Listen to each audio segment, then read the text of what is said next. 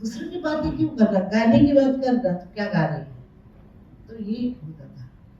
जब वो गाना उनका था, कुछ तो लोग कहेंगे, लोगों का काम कहना, छोड़ भी दो बेकार की बातों को, कहीं बीत न जाए रहना,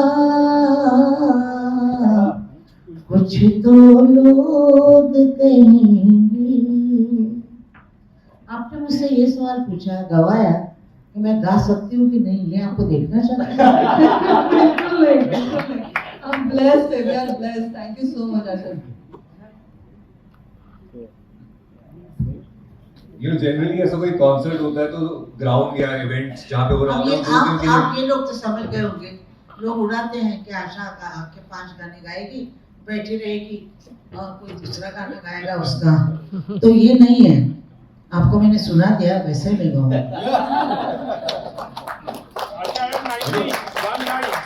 आशा 90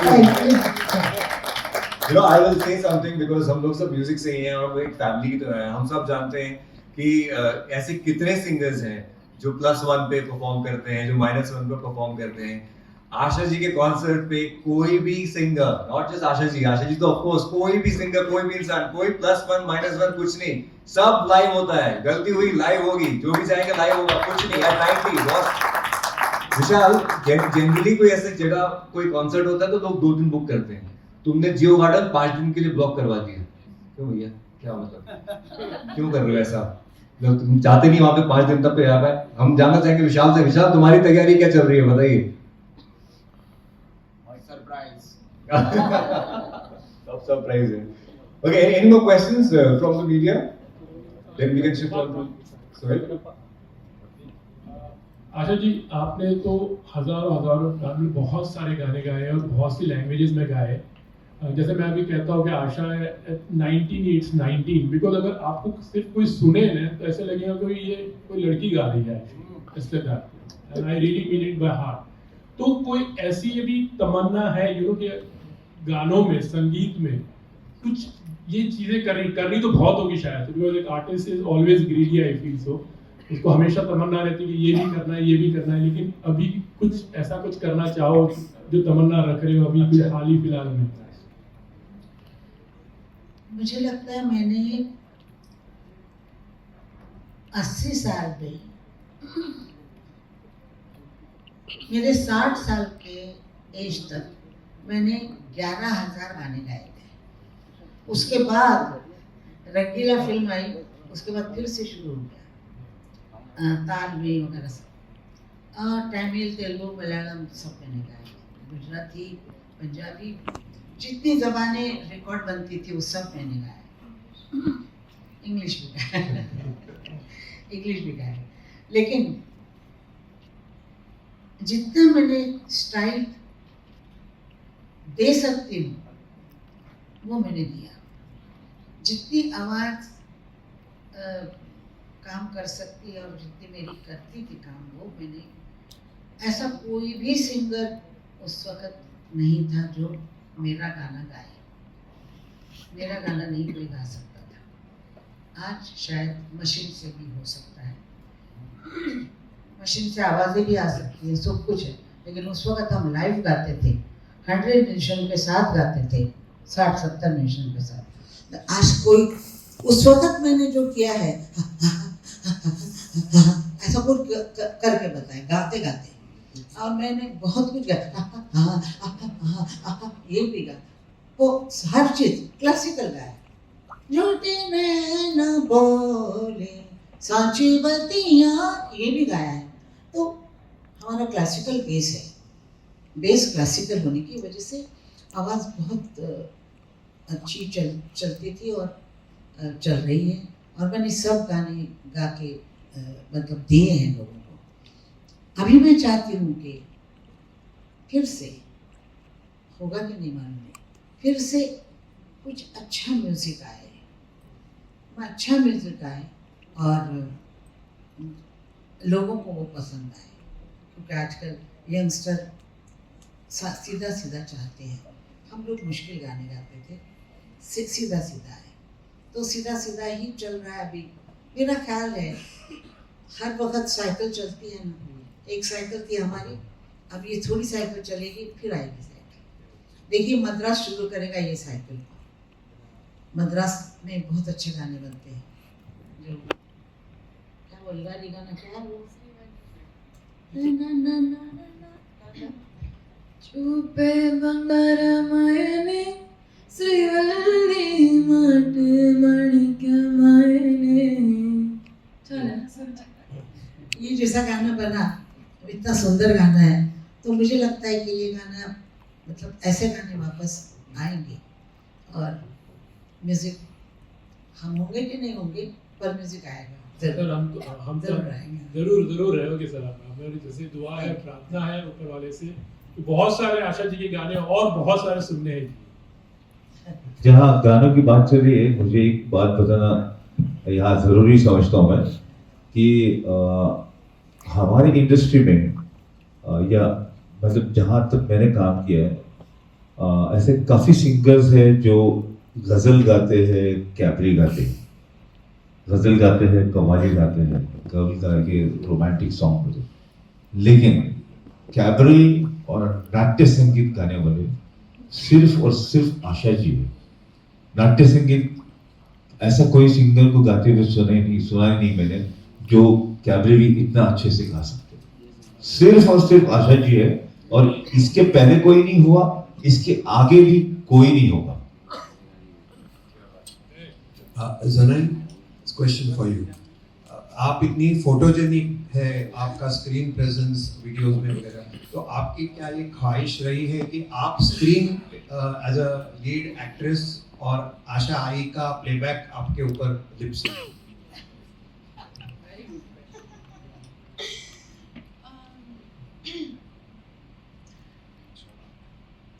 एक्चुअली आपने जो भी कहा, I don't know, may be आपने मेरा माइंड रीड कर दिया, लेकिन मुझे बचपन से ख्वाहिश है कि मुझे इनका प्लेबैक चाहिए। कुछ भी करके मुझे इनका प्लेबैक चाहिए। एंड मैंने उनको प्रॉमिस करवाया है कि जब तक वो मिलता नहीं तब तक वो कहीं नहीं जा सकती। तो मिलेगा आपको, मुझे भी मिलेगा, और हम सब खुश होंगे। Thank you. Thank you. Thank you so much. Ji. We would also like to once again thank HSBC, who they are our title sponsors for Asha at 90. Yeah, okay, yeah, please. नमस्कार आशाजी, मी श्रुती कदम, लोकसत्ता मधून आली आहे। मला तुम्हाला असं विचारायचं आहे की सध्या आशा 90 वो फिर नहीं आती हा शेवटचा कॉन्सर्ट आशाताईंचा असणार आहे अशा अफवा आहेत, तर प्लीज आम्हाला सांगा की असं नाही आहे। आणि माझी एक छोटीशी विनंती आहे। आप कितने साल की हैं? 22, 22।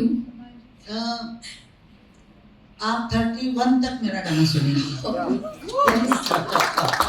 आणि एक छोटीशी विनंती, 31 तक मैं प्रोग्राम करती रहूंगी सब शहरों में। आणि माझी एक छोटीशी विनंती आहे, मी 2004 पासून रोज सकाळी उठल्यावर केव्हा तरी पहाटेने माझी सुरुवात करते, तर मला त्याच्या 2 ओळी ऐकायला मिळाल्या तर खूप आवडेल।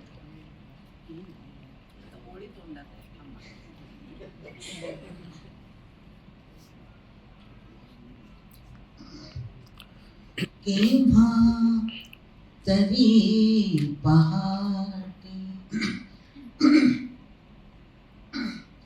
केव्हा तरी पहाटे, उलटून रात गेली,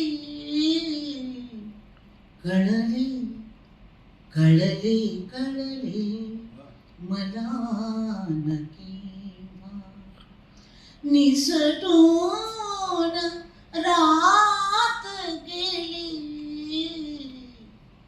केव्हा तरी पहाटे। आवाज इथे मस्त आहे। Thank you so much. So are we done? Yeah. Okay, so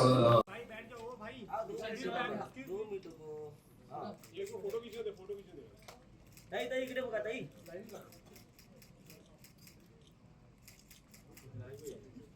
Power of Asha 19.